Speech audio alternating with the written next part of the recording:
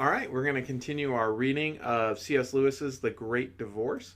It's a story of a bus ride from hell to heaven, and we've been journeying along with the ghost as he is next to George MacDonald, a Scottish spirit that is up in heaven, and I've been doing a horrible, horrible impression of Scottish people, and please forgive me.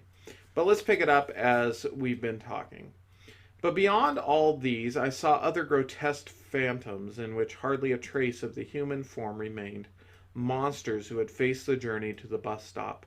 Perhaps for them it was thousands of miles, and come up to the country of the shadow life and limped far into it over the torturing grass, only to spit and gibber out in one ecstasy of hatred their envy, and what is harder to understand, their contempt of joy.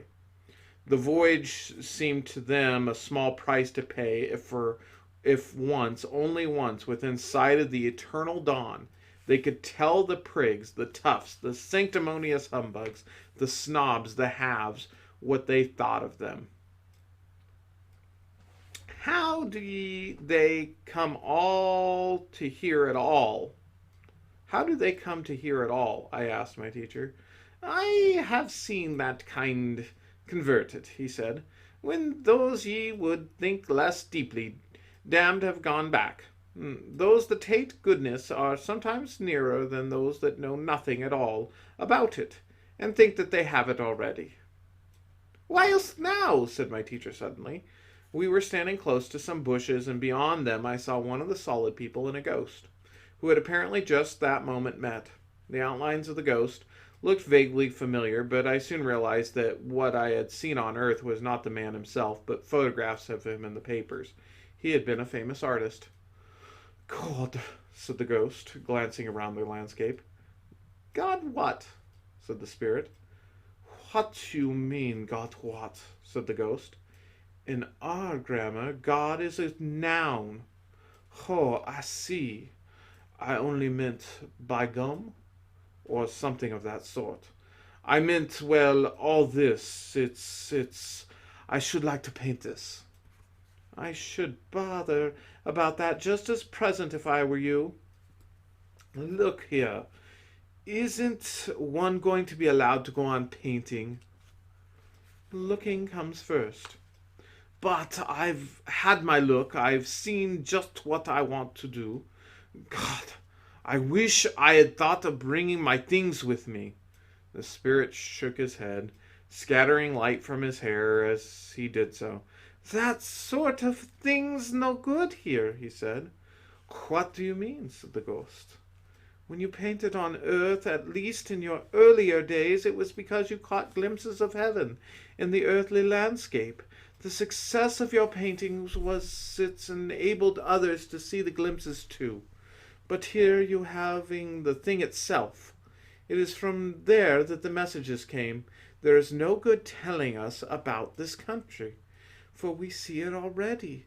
In fact, we see it better than you do. Then there is never going to be any point to painting here. I didn't say that. When you've grown into a person, it's all right. We all had to do it. There'll be some things which you'll see better than anyone else. One of those things you'll want to do will be to tell us about them. But not yet. At present, your business is to see. Come and see. It is endless. Come and feed. There was a little pause. That will be delightful, said the ghost presently in a rather dull voice. Come, then, said the spirit, offering its arm. How soon do you think I could begin painting? It asked. The spirit broke into laughter. Don't you see? You'll never paint at all if that's what you're here thinking about, he said. What do you mean? Said the ghost. Why, if you are interested in the country only for the sake of painting it, you'll never learn to see the country. But that is just how a real artist is interested in the country. No, you're forgetting, said the spirit. That's not how you began. Light itself was your first love. You loved paint only as a means of telling about light. Oh, that was ages ago, said the ghost. One grows out of that. Of course, you haven't seen my later works.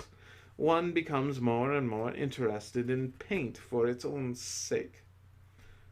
One does indeed. I also had to recover from that. It was all a snare. Ink and catgut and paint were necessary down there, but they are also dangerous stimulants. Every poet and musician and artist, for grace, is drawn away from love of the things he tells to love of the telling till, down in deep hell, they cannot be interested in God at all, but only in what they say about him. For it doesn't stop at lower, become interested in their own personalities, and then in nothing but their own reputations. I don't think I've much trouble in that way, said the ghost stiffly. That's excellent, said the spirit. Not many of us have quite got over it when the first arrived, but if there is any of that inflammation left, it will be cured when you come to the fountain. What fountain's that? It is up here in the mountains, said the spirit, very cold and clear, between two green hills, a little like Lethe. When you have drunk of it, you forget forever all the proprietorship in your own works. You enjoy them just as if they were someone else's, without pride and without modesty. That will be grand, said the ghost without enthusiasm.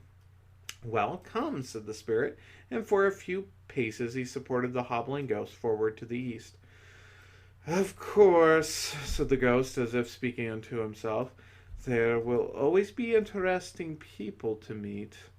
Everyone will be interesting. Oh, yes, it's to be sure. I was thinking of the people in our own line.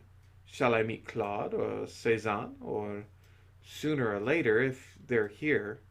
But don't you know? Well, of course not. I've only been here a few years.